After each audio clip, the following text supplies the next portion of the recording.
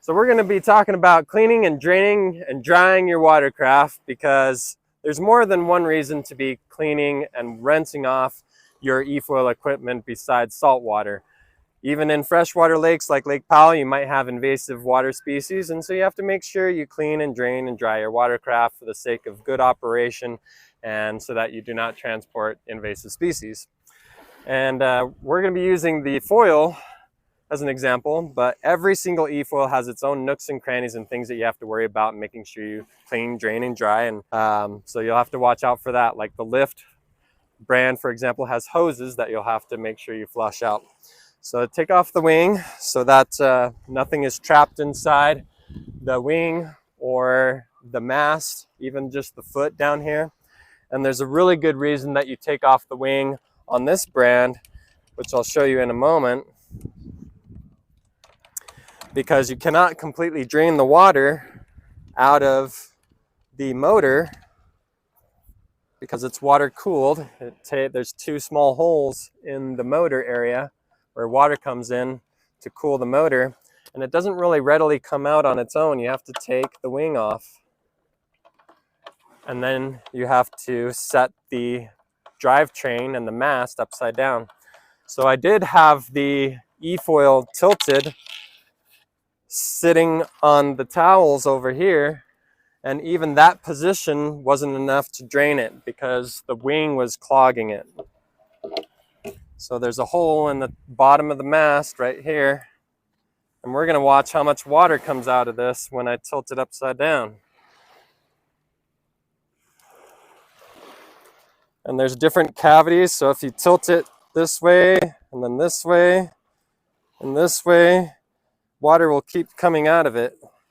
So it's not just simply tilting it one way or the other. See, there's still kind of some water in the different nooks and crannies in there. And so you want to get all of that out. And then if you're in salt water, you're going to have to flush this out. You're going to have to spray water inside this hole.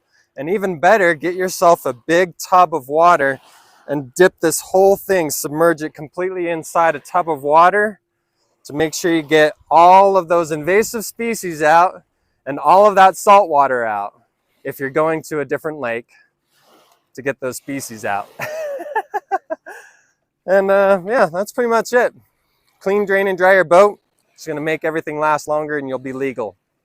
The foil mast and drivetrain.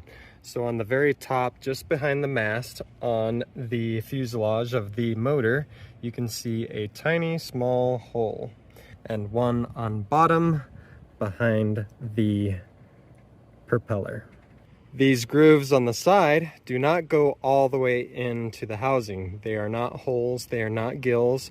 They are just a heat sink for water to get closer to the electronic speed control computer behind it, the ESC. So these are just to expose more of that cool water flow to the computer that is behind this.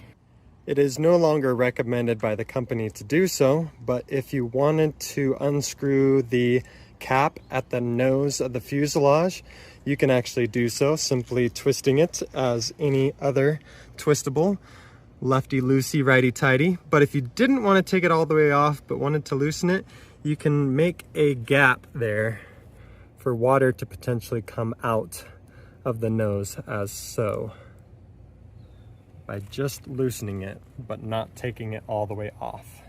Flipped over to the other side.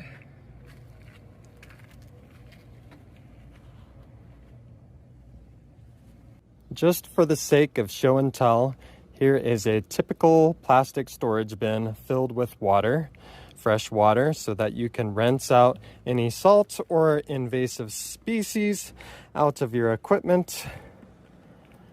And you can plunge it in as so. I have the cap slightly twisted off as shown earlier, so that's why it's bubbling there. And you can also see it bubbling from the rear hole of the motor behind the mast. It goes in, water goes in, but it doesn't come out those holes.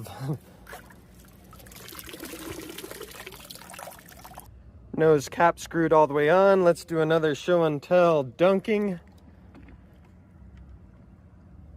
Takes a while for the water to come in. Seems like there's still a bit of a bubble up at the front there. As soon as it stops bubbling, then you know that all of the space inside has been sufficiently drowned in water.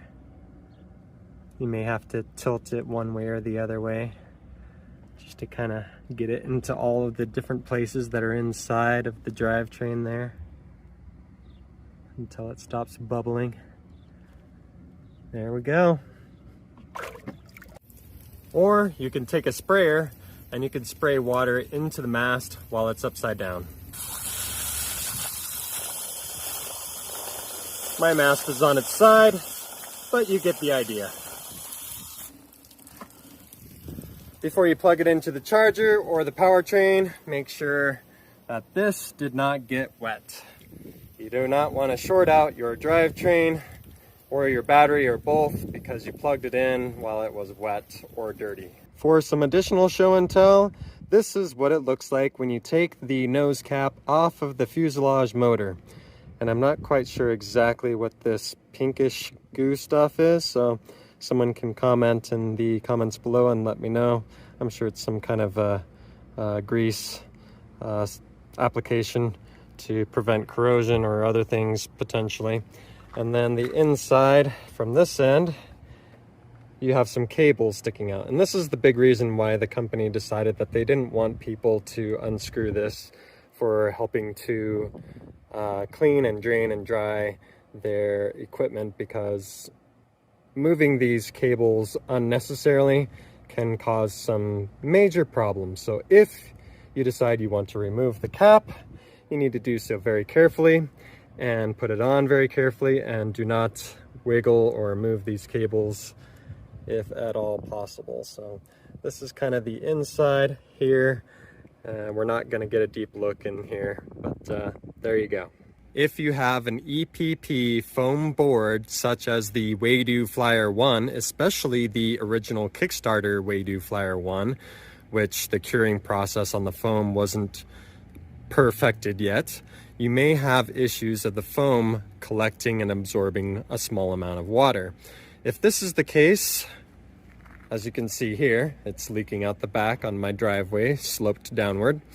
If this is the case, then you cannot use your eFoil in another body of water for a month, because you got to ensure that all of that water has drained out of your board before you go into another body of water. So this particular model and year is going to be the most problematic eFoil for taking to other bodies of water after you have used it in a place like Lake Powell. And you may have noticed that the padding is ripped up. That's because I did my own customization and it's, you know, it's wearing out. I'm just gonna glue it back down, as you can see here. So I did that because I wanted to have a smooth, level surface across the battery. The battery only has the green foam on it, and the rest of the board has the original foam with the green foam on top, to create a smooth surface all the way across the battery. So in case you're wondering about that, in a nutshell, that's what I've done there. And I'm gonna re-glue it down after it dries. The last thing I would like to show is this box, and this box serves a purpose for both my Waydoo and my Getfoil. I put my Waydoo board inside, vertical, so it can drain, resting on top of these foam noodles to give it elevation above the puddle. And they also help give elevation for the drivetrain of the foil. And so I have these noodles on the front end elevated even more so that my drivetrain can sit at an angle against the board like this. And I prefer this angle because it's going to draw water from the rear end of the motor and bring it closer to the front end, where there's less problems with corrosion and rust, because I have seen some pictures of the rear end of people's drivetrain and motor where it has rusted really bad. And so I like to position it in this fashion to ensure all of the water drains toward the mast and the hole in the bottom of the mast, because that's where the majority of the water comes out, is the hole in the very bottom of the foot of the mast. So there you go. Then I put it in my bedroom closet just as so.